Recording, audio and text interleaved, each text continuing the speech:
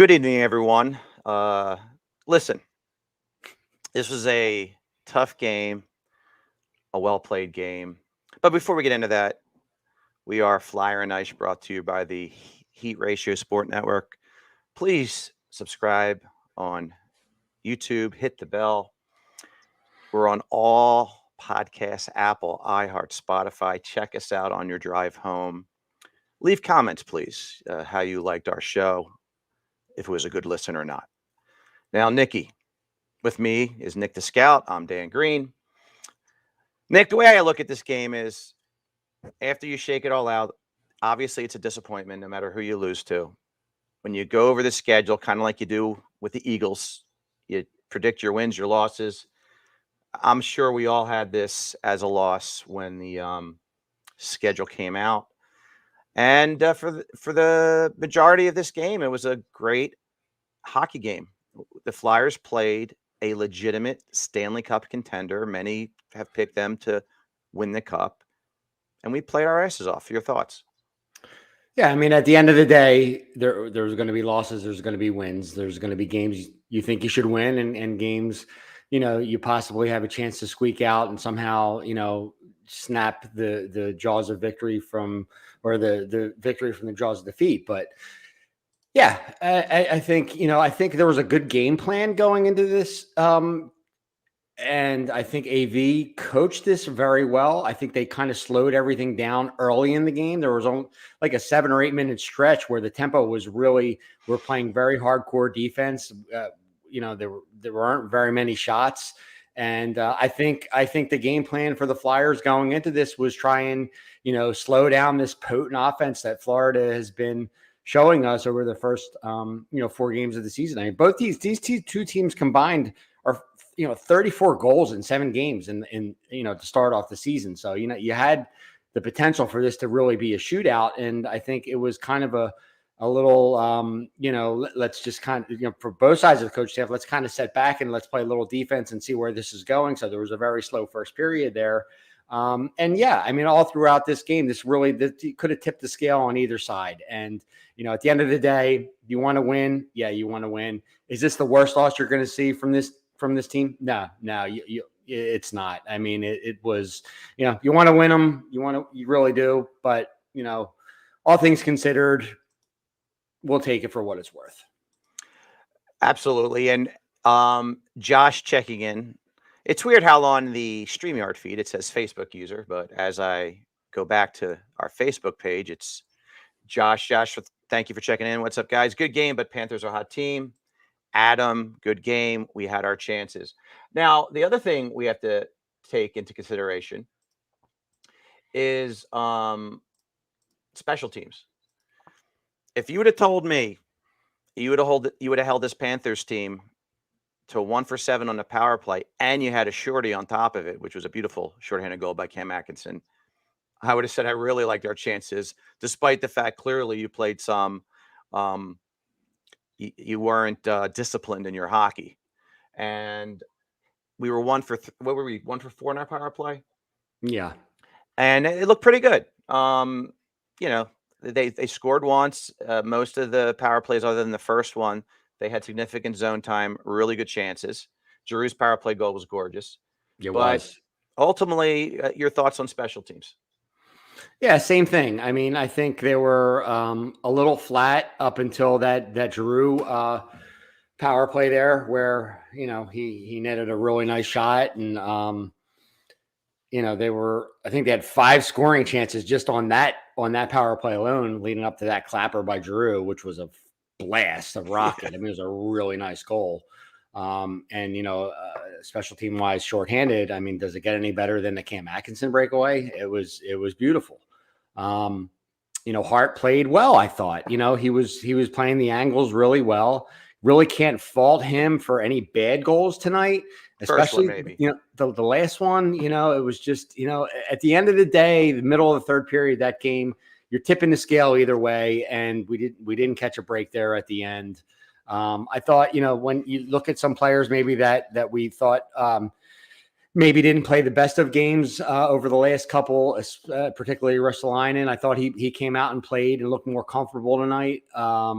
But that you said it, that Florida team, gosh, man, they're good, and they're so young. And I mean, I look at some of the names going up and down this roster, and I've seen these kids play coming up through juniors, Verhage, Barkov, Duclair, Sam Bennett, Owen Tippett is one of my, we were texting earlier. He's one of my favorites. Not a lot of people know a lot about him, but he's up and coming rising star. Obviously Reinhardt and Ekblad, but this team's really, really solid, man. Florida is so good, and they're not undefeated by accident. They're beating a lot of really good teams. If our viewers out there are not aware, this is not a 6-0 or a 5-0 team or whatever they are by accident. They're strong. They're really strong.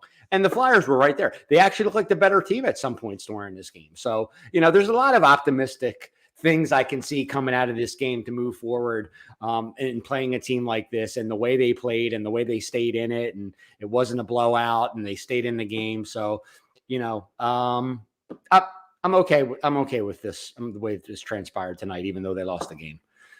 No, right. You basically, we played very well. We had the lead. Once you just felt the tide turning, and once they tied the game, you can't make mistakes on this team. Right. You just mentioned the unbelievable talent, Duclair, Huberdeau. It just doesn't end. Reinhardt now. It just doesn't end. And they didn't have Spencer. They didn't have Spencer Knight in that either tonight. Yeah. Well, listen, Bobrovsky was terrific. He had his typical telescopic legs going tonight. It was on. Listen, he. I don't think he's ever forgotten that we got rid of him, and he just owns us. He just. I would like to go back and do our predictions over again, and because Floyd, man. Right, because Bennett's not. I mean, it's not Bennett. We'll see how much Spencer Knight plays, especially when it's nitty gritty time of the postseason. But no, they're even loaded at goalie, because I mean, this Spencer Knight kid, ladies and gentlemen, if you don't know much about him, you're going to. It's kind of like the Colts lose Peyton Manning and they get Andrew Luck to step right in. So they're gonna eventually move on from Bob and have this Knight kid who's going to be just as dynamite.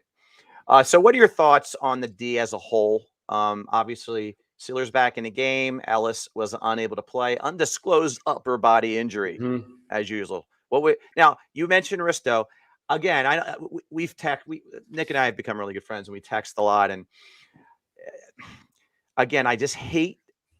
I call it like the cop out exiting of the zone. There was a time where Risto had the puck behind the net.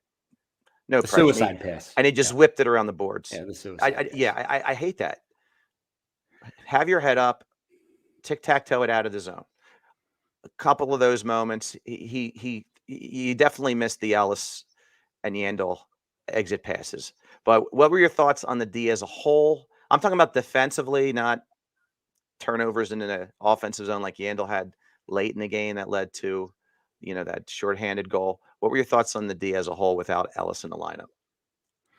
I thought overall, as a whole, it was pretty good. I really did. I thought it was pretty solid. I mean, yes, there are a couple of mistakes here and there, but as a full body of work for 3 periods of play against a really potent Florida team, I was okay with it. I'm okay with it, Dan. And, especially from seeing how far this team has come, over the last, 12 to 18 months.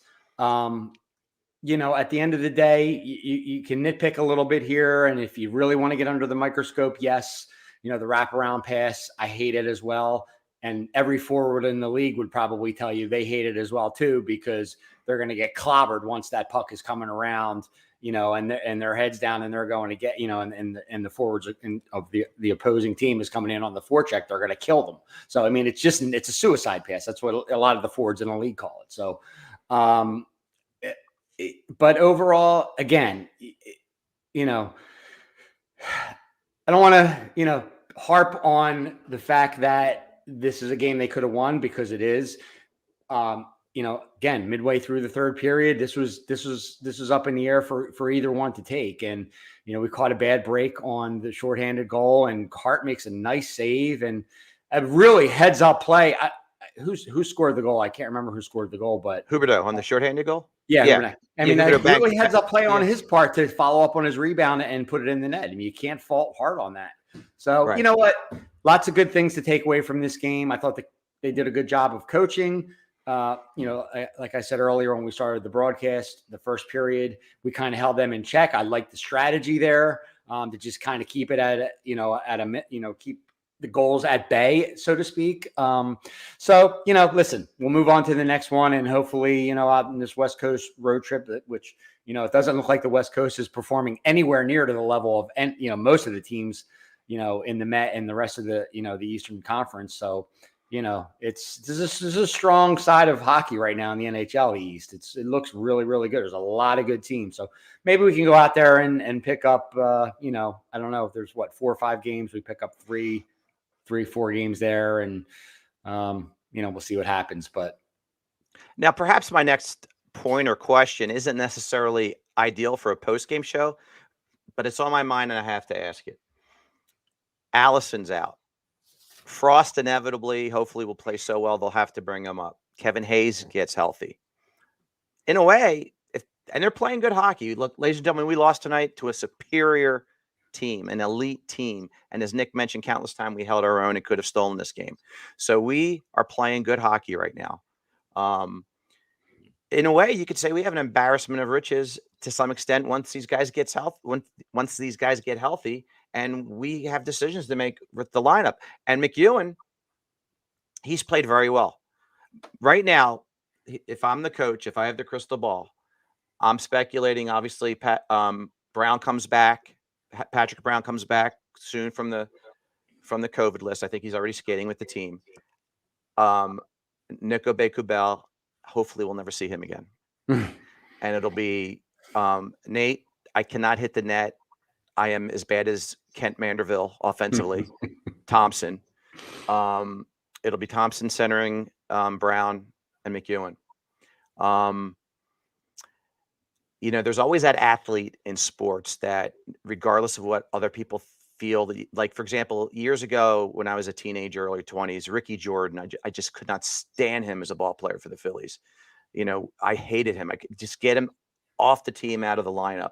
And that's how I feel about Nico Beku-Bell. Yeah. I want him off the ice. So, for the fans of NAK, I apologize, but I pray when Brown is ready to go, Nick is ready to go out. So your thoughts on that? And also, the new additions are continuing to look good and have an impact in these games. I don't think Beku-Bell survives the next couple of weeks. I mean, we've talked about that. You can see what's going on. AV sees what's going on. The rest of the team sees what's going on. He's a liability. And he's just not one that's, they've given him, the Flyers have given him his fair of chances to try and become maybe the player that they thought he was going to become. And he's just not becoming that player. He's going to be a career minor leaguer. That's the way it is. Or they're going to trade him and maybe somebody will pick him up that, is in need of strengthening their fourth line somewhere.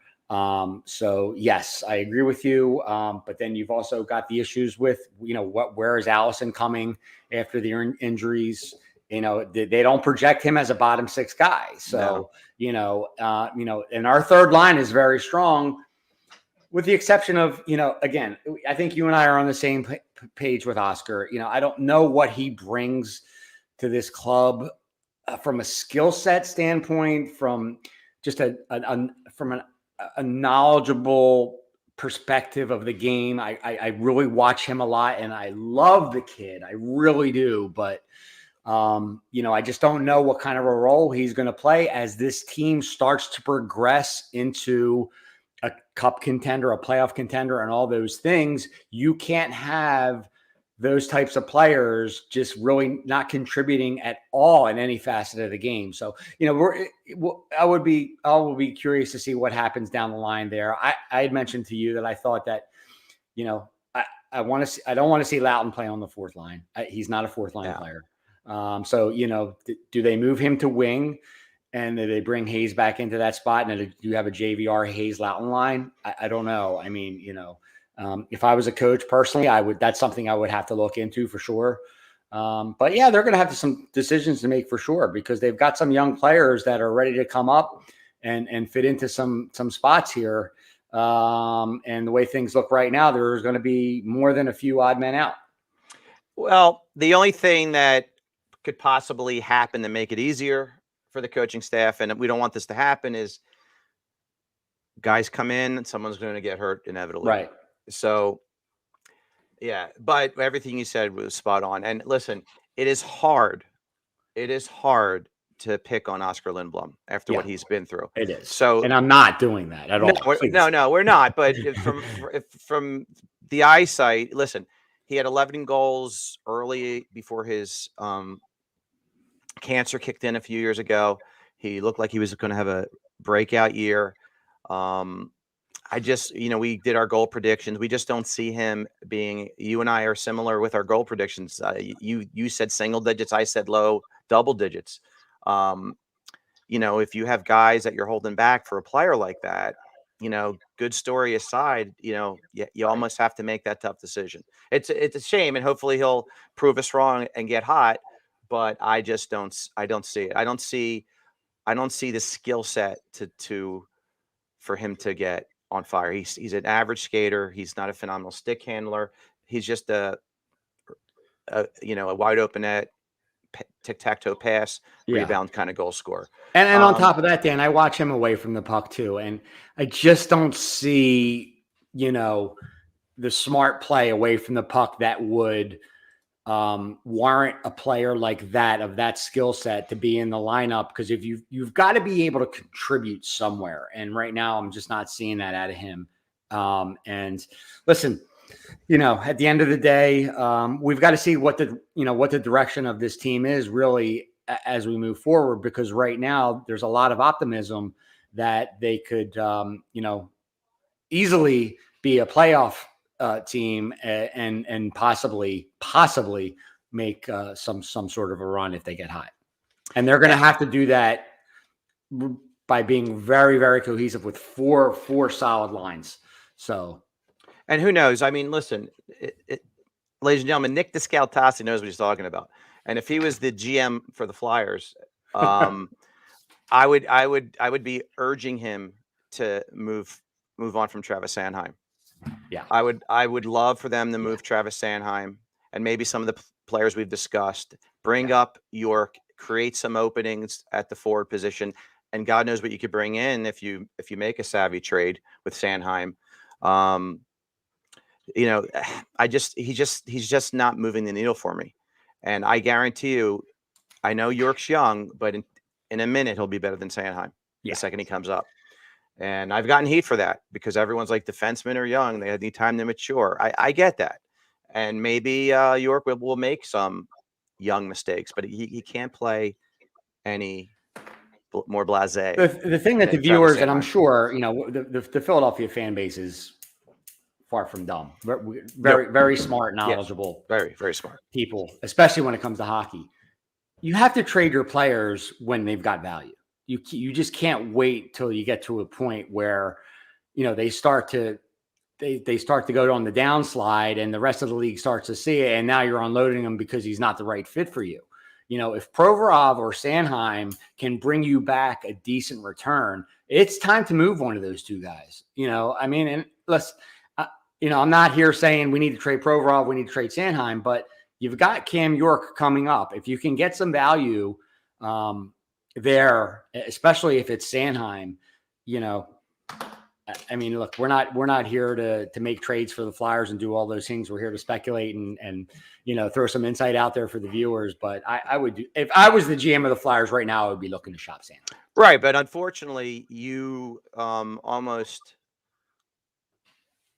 contradicted the concept of trading a guy who he really doesn't have great value. I think the league sees that he hasn't taken the step forward. Right. I remember Pierre Maguire talking so highly of Sanheim. What great defensive depth we have in our system, but it's just not materializing right now. But again, it's early. They wanted to see if he would have a bounce back year. It's still early. We'll see what happens. Enough of future speculation. This is, after all, a post-game show. Adam, you've read my mind. 3 stars for us tonight. I'll start with Nikki T. Adam, type yours in as well. Yeah, let's see what you got, Adam. It's going to take him a while. Flyers wise, I think it's pretty cut and dried. I mean, I'm going to go 2 stars for the Flyers. I'm going to go Giroux and Atkinson, and I'm going to give it to Huberdeau for Florida for that. Huberdeau. Just Is this Nick T or Nicky Nuts? Huberdeau.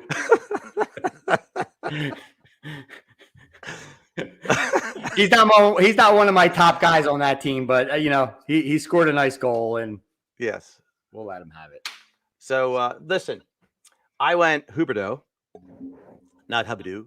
I went Huberdeau, I went Cam Atkinson, and I went Bob. And honestly, Bob, okay.